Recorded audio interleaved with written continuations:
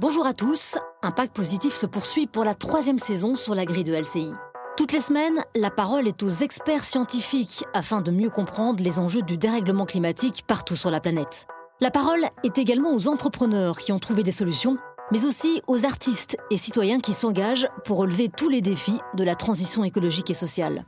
Un entretien d'une dizaine de minutes à retrouver sur toutes les plateformes. N'hésitez pas à nous soutenir en nous notant 5 étoiles et à nous contacter sur les réseaux. Belle écoute avec Impact Positif.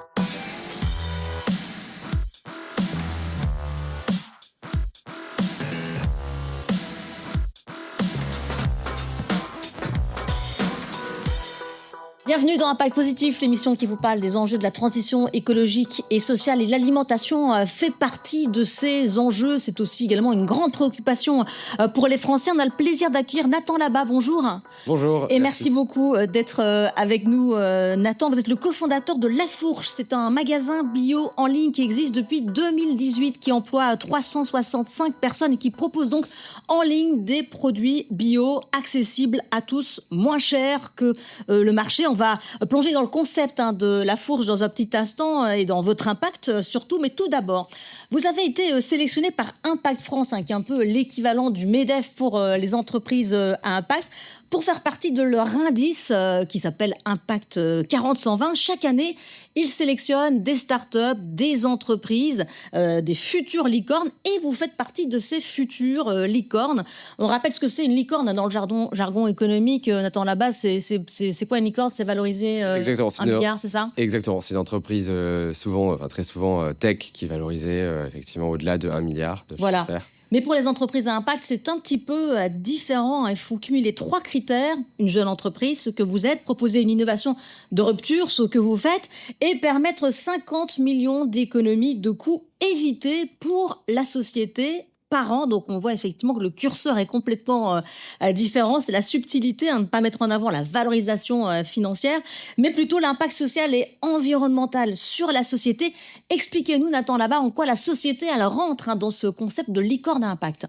En fait, l'idée, c'est que les licornes à impact et de manière plus générale, les entreprises qui font partie du mouvement Impact France sont des entreprises qui prennent en compte l'impact un peu par design, entre guillemets, dans leur fonctionnement. Et donc, entre guillemets, plus le chiffre d'affaires augmente, plus l'impact sur la société va augmenter. Donc, ça veut dire, nous, ça va être côté La Fourche, plus d'économie pour nos membres. Ça peut être des coûts d'hospitalisation en moins. Oui. En fait, on peut aller dans n'importe quel sujet. L'idée, c'est vraiment en fait que la croissance de l'entreprise, en fait, elle rime aussi avec un effet positif pour la planète, les hommes. Voilà, l'idée c'est de effectivement faire la place à une valorisation à 360 degrés, économique bien sûr, parce qu'on va en parler, c'est une entreprise qui marche, mais aussi écologique et sociale. Et vous êtes aux côtés de belles entreprises, d'ailleurs, pour cet indice d'Impact France, Yuka, C'est qui de patron, Les Alchimistes, Too Good To Go. Alors, le cœur de votre concept, Nathan Labat, c'est que vous fonctionnez sur une adhésion. On paye à peu près 59 € par an, ce qui vous permet de proposer du bio moins cher qu'ailleurs, c'est un peu votre slogan, et vous offrez l'adhésion d'ailleurs à celles et ceux qui ne peuvent pas se la payer. Est-ce que ça fonctionne? Combien d'adhérents avez-vous? Oui, ça fonctionne très bien. On est très content. On a 160 000 adhérents, donc on a dépassé la barre récemment. Et effectivement, on a une vraie mission qui est de démocratiser le bio et la consommation responsable. Parce qu'en fait, c'est la première barrière, en fait, véritablement, de consommation pour mieux consommer. C'est le prix. C'est le prix, première barrière. Et ensuite, la deuxième partie, c'est la confiance. Et ça, c'est très important aussi, c'est qu'on essaie de sélectionner vraiment des produits de qualité, des produits sains, qui permettent, en fait, aux personnes de passer le pas et de nous faire confiance en tant que distributeur, ce qui n'est pas forcément le cas pour nos confrères. Et c'est cette adhésion qui vous permet de baisser les prix?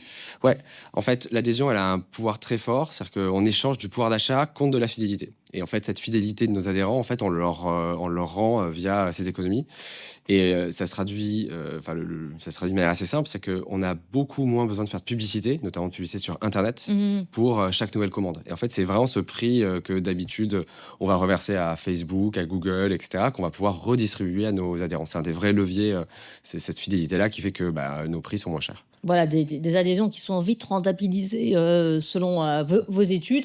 Et vous êtes d'ailleurs élu quasi chaque année magasin bio en ligne moins cher. On est effectivement toujours vu et revu par certaines... Ouais, exactement. Et on est effectivement élu magasin bio le moins cher. Voilà, avec des résultats qui sont plutôt pas mal. Hein. Vous avez franchi le cap des 100 millions d'euros de chiffre d'affaires en 2025. Hein. Ça veut dire qu'il y a de la place aussi pour un acteur comme vous. Vous le prouvez, d'ailleurs, ça plaît aux investisseurs qui vous donnent de l'argent. Et surtout, il y a une demande pour du bio accessible. Hein. C'est un peu ce que prouve votre concept, finalement. Bien sûr, ouais. En fait, je pense que, encore une fois, les consommateurs ont une vraie volonté, et c'est c'est quelque chose qui s'amplifie, notamment à travers toutes les crises alimentaires, à travers certains scandales, etc. Donc, il y a une vraie volonté des consommateurs d'aller vers une consommation plus vertueuse. Et grâce effectivement à un prix qui est abordable. L'idée, c'est de dire on a un panier qui, globalement, pour une famille est tenable, pour une famille de classe moyenne. Et pour ceux, justement, de familles, on va dire, moins aisées, on offre l'adhésion, ce qui permet aussi d'accéder à ces prix-là sans le coût de l'adhésion. Alors, 5 millions de chiffre d'affaires, mais vous êtes quasi rentable. Hein. On va dire qu'on va cibler la rentabilité pour 2026. Et là, le mois dernier, on surfait avec la rentabilité, avec le zéro. Donc, on n'est vraiment pas très loin. Et vous craignez les impacts du contexte géopolitique, la guerre au Moyen-Orient ? Alors pour l'instant, on ne sent pas d'impact en termes de volume, en termes de chiffre d'affaires. On a commencé à avoir effectivement un impact certain sur les prix, notamment sur les prix d'achat, avec une surtaxe gasoil qui arrive et qu'on voit chez nos fournisseurs. Et oui, ça va arriver. Mais l'impact va être, je pense, assez marginal par rapport à 2022-2023, où il y avait vraiment un effet de la guerre en Ukraine qui était plus fort. Oui, et là, vous avez tenu le coup. Hein. On rappelle que vous existez depuis 2018, donc c'est un concept qui dure et qui tient dans la durée. Alors, votre impact à vous, alors vous le mettez sur votre site internet. Alors, ça parle peut-être pas spécialement. Hein. Vous dites 400 € d'économie pour vos adhérents. Il y a aussi 90 000 tonnes de CO2 évitées. Il y a moins d'emballage plastique. Alors, justement, vous livrez. Est-ce que ça vous est pas reproché, justement, dans votre impact carbone, tout simplement ? En fait, on n'aurait jamais commencé. On s'est vraiment posé avec mes deux cofondateurs, on s'est posé la question de quel modèle on voulait. On ne serait jamais lancé dans ce projet si ça avait un effet négatif en termes d'impact carbone. Et en fait, en l'occurrence, la livraison de courses de cette manière-là, en fait, en moyenne, on est quasiment 3 fois plus vertueux qu'aller faire ses courses en magasin. Donc, ça vous pouvez moins que aller faire ses courses finalement dans une grande surface. Ouais.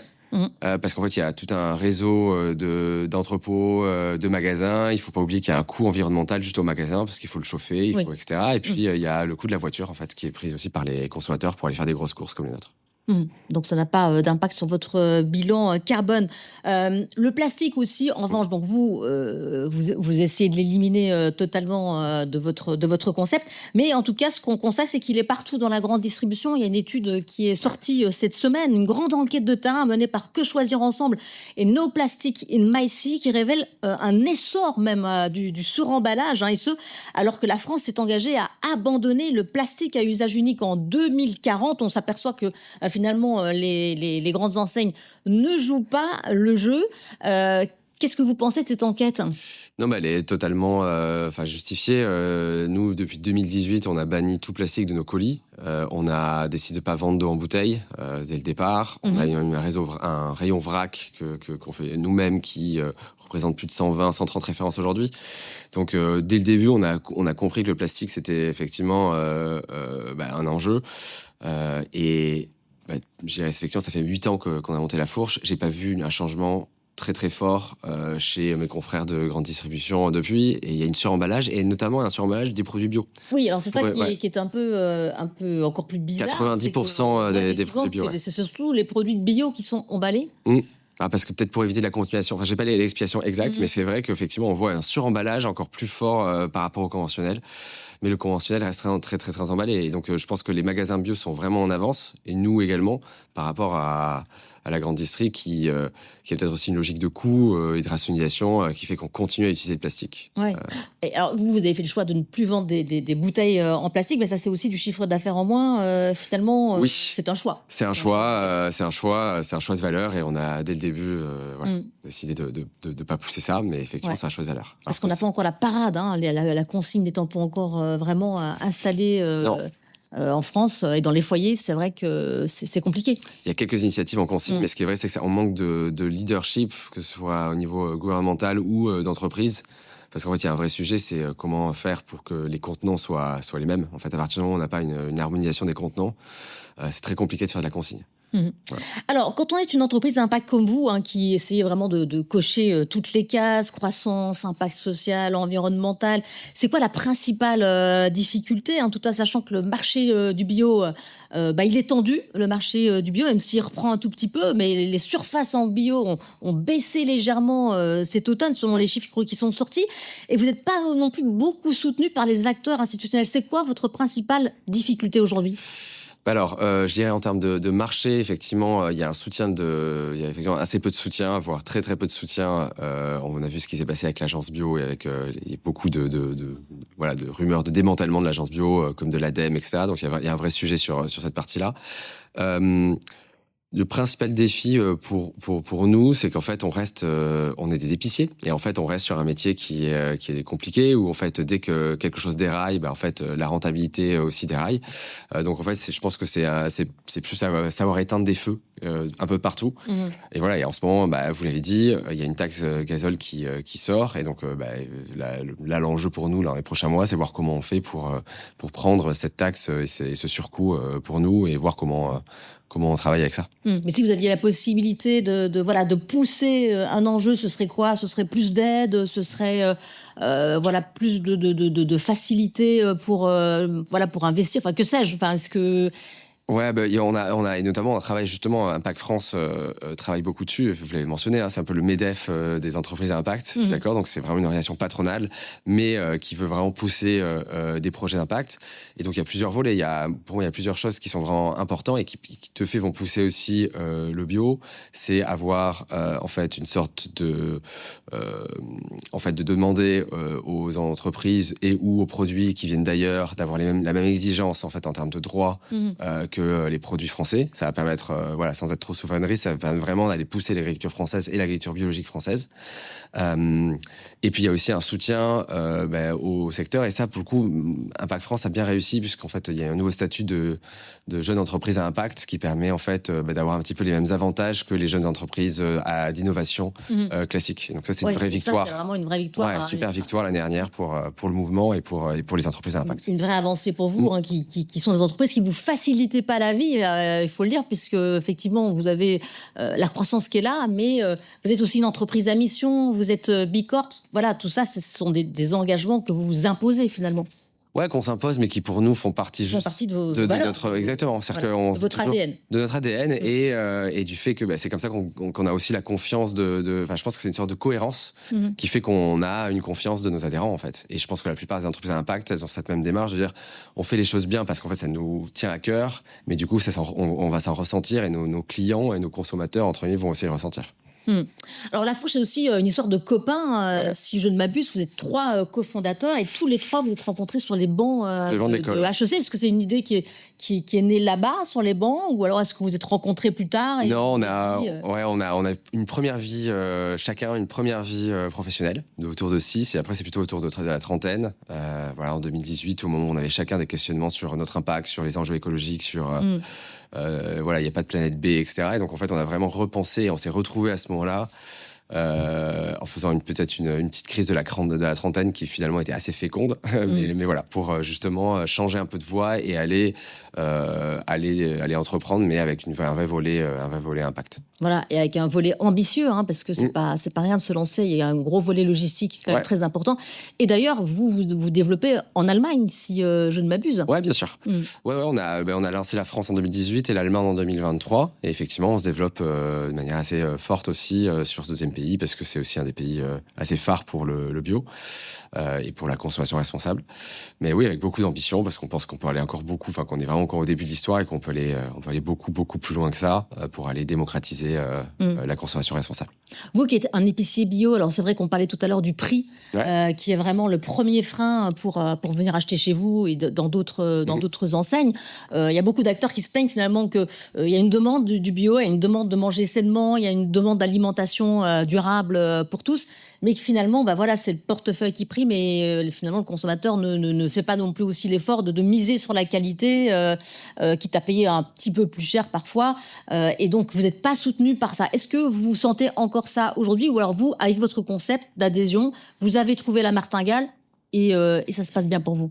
Ouais, je dirais pas que c'est une martingale, mais je dirais juste qu'effectivement, on a réussi de manière structurelle à baisser le prix. Et donc, du coup, nous, on a 70% de nos adhérents qui nous disent j'ai augmenté ma consommation de produits bio et responsables grâce à vous. Donc ça veut dire que on n'est pas juste on va pas juste leur proposer une offre qu'ils ont déjà, on va leur permettre vraiment d'aller accentuer leur impact de tous les jours. Et l'idée c'est un peu un impact du quotidien, c'est-à-dire grâce à la fourche, mais en fait ils votent pour un système qui est plus vertueux, qui est plus positif, parce qu'ils vont aider des petites PME, des producteurs, des organisations qui sont plus petites, qui sont aussi plus locales, parce que au-delà du bio, on a une dimension où on fait énormément. Enfin, on a, il me semble, si je veux pas dire de bêtises, il me semble qu'on a quasiment 20% du catalogue avec des ingrédients français, avec de l'origine France. Donc, on va au-delà juste de l'aspect bio, qui parfois d'ailleurs est un petit peu, et pas forcément un gage de confiance, parce que ça peut être vu avec du bio de loin ou du bio mal fait. Oui. Donc, on essaie vraiment ou pas confiance dans les labels aussi. Exactement. Ça revient aussi souvent. Et donc, l'idée, c'est vraiment d'avoir d'avoir le prix. Et le prix, c'est la porte d'entrée, mais surtout de créer une confiance derrière, et puis juste de créer de la qualité. C'est-à-dire qu'on a une marque propre aujourd'hui, avec plus de 500 produits, qui est plébiscitée par nos membres, parce qu'en fait, il y a du goût, il y a du plaisir. Et en fait, il faut aussi se dire que manger, c'est quand même aussi un vecteur de plaisir. Et donc, souvent aussi, pas forcément l'associer à quelque chose de lourd, etc. C'est aussi intéressant de regarder et de pousser le bio un peu de manière un peu plus épicurienne, un peu plus avec cette dimension plaisir qui doit être forte aussi. Voilà. Cette émission s'appelle Impact Positif. Hein, s'il y a quelque chose de positif dont vous voulez parler aujourd'hui, que vous retenez en tout cas à ce moment de l'année, alors que le contexte, on l'a dit, il ne joue pas spécialement en votre faveur et que vous allez bientôt ressentir aussi les impacts de cette guerre au Moyen-Orient, ce serait quoi ? Là, ce que je retiens, en tout cas sur le début de l'année, c'est que on reste. On a eu une année 2022-23 qui était effectivement très compliquée pour l'agriculture biologique et pour le marché.